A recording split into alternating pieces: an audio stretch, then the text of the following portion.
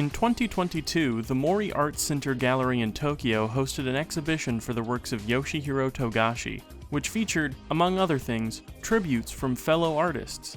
Most of these tributes don't deserve much thought, but Hirohiko Araki did contribute this absurdly cunty rendition of Yusuke, looking like something straight out of JoJo's Part 4, and Eiichiro Oda did turn in a pretty cute sketch of Luffy, Chopper, and Gon, three of the greatest mascots in shonen manga.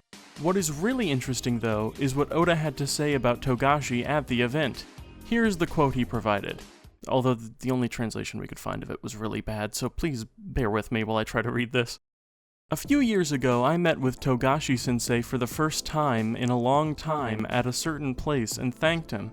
Togashi-sensei said, "Right? I can't tell you what we were talking about, but I can tell you that I have been grateful to him ever since he judged my work for the Rookie of the Year award.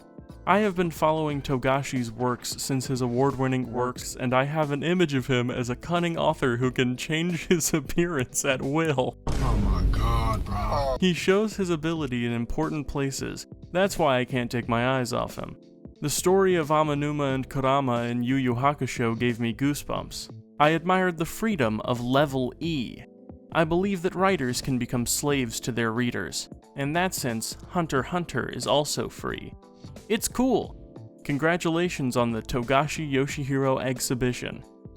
As a huge fan of Yu Yu Hakusho and Hunter x Hunter, I read this and thought, wow, what the fuck is Level E?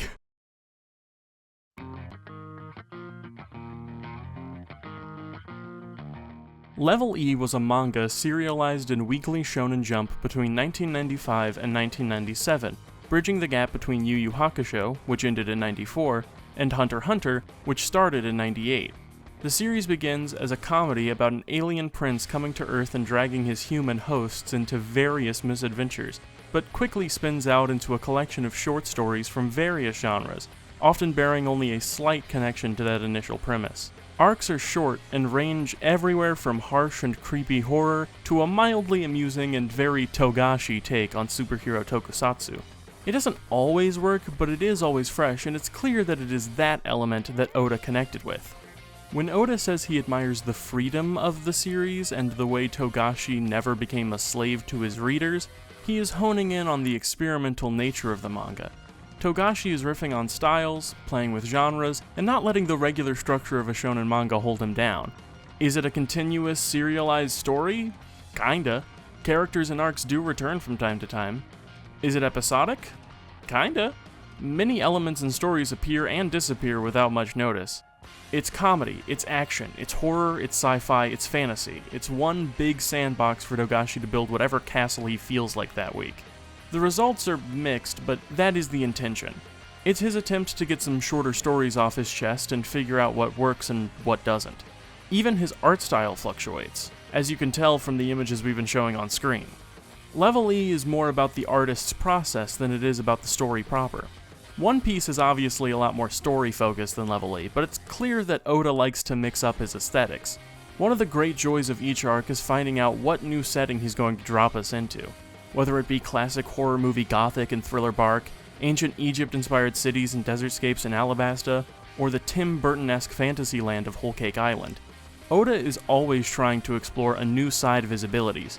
Every now and then, he also likes to break out a new arc structure or approach to the story. During the Marineford saga, he asked, "What if I isolate my protagonist?" With Water 7, he asked, "What if I threw a spy thriller into the mix of an otherwise typical arc?"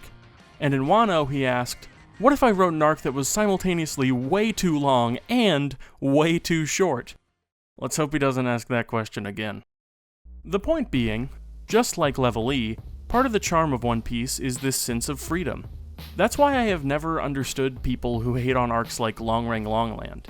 Do you just hate fun? Are you mad that Oda isn't following the rules?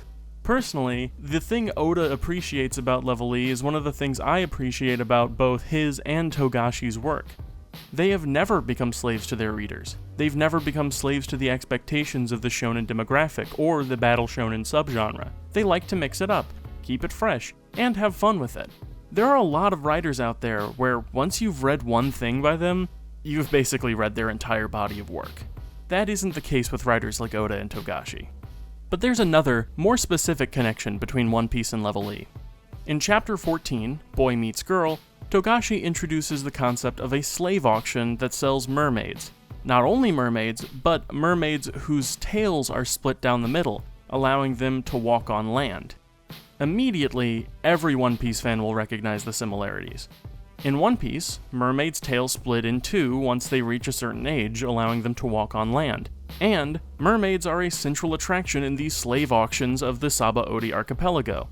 So, it isn't just the general sense of freedom in Level E that inspires Oda, he also found some inspiration in the details. And of all the details to focus on, it's also telling that he chose the one about how minorities are exploited by systems of power.